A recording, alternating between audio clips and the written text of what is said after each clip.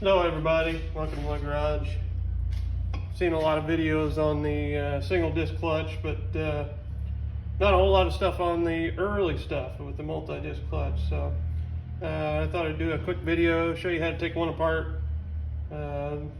My car's dragging a little bit, so I've put together some used clutches. You can't get these parts new, although there is some places out there that will realign the clutch pads for you. But these springs are a killer, so please be careful. And if you're lucky enough to come across one of these Kara Wilson tools, it safely takes everything apart, and it also lines all your splines up, so you won't have any trouble getting it back in the car. Like I said, I'm sure there's other techniques of doing this, but this is the way to go.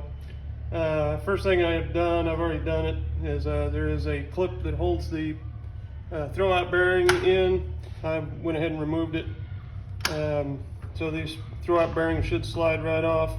They don't make these either, so try and find some of the best ones you can find. Nice thing about it, these hold their oil or their grease in real well, so most of them are serviceable. You shouldn't have any trouble with the ones you have, but go through some good ones or some used ones and see if you can find ones that are good. I've got, of course, the one in the car, and then these two. Between the three of them, I should be able to find one that is good. These all feel real good, so I'm pretty confident I shouldn't have any trouble. I'll take them apart, clean them, and then re-grease them, inspect the bearings, etc.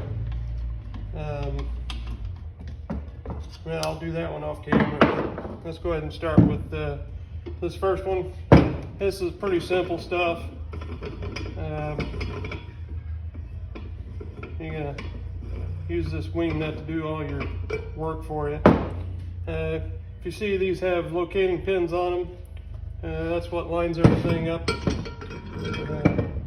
so it'll go back in the car much easier.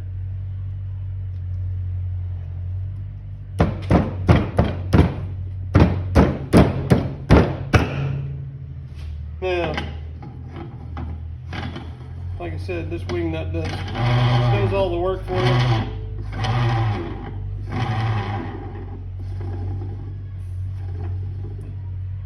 You're going to run it down until it's tight. Now, the spring is internally in here. You'll see it here in a minute. But all I'm going to do is crank this down. Now that I've got it secured, safe, I can remove the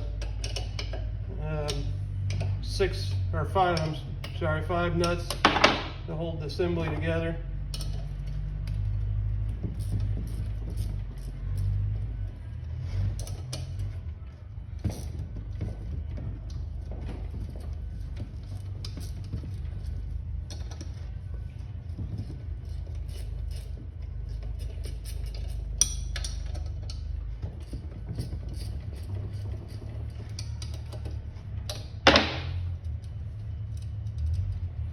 Seems like all these parts are kind of unique. Even the nuts are low profile, and we are using lock washers.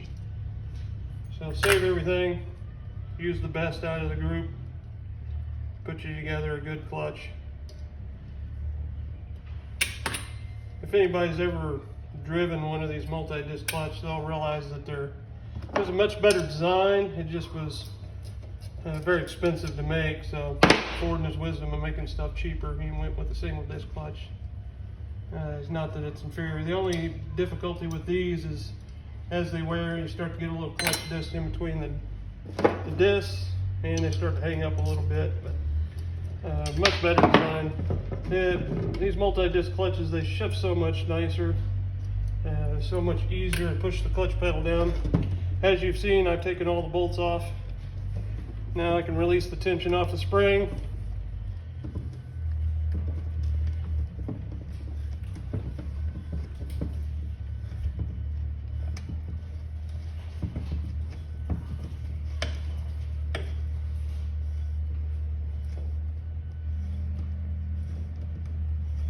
This killer of a spring.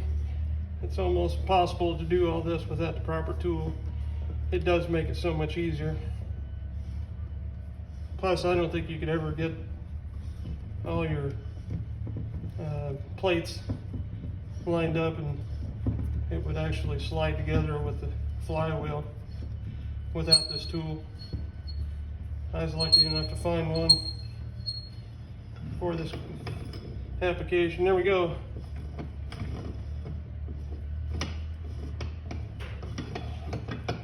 All there was to it.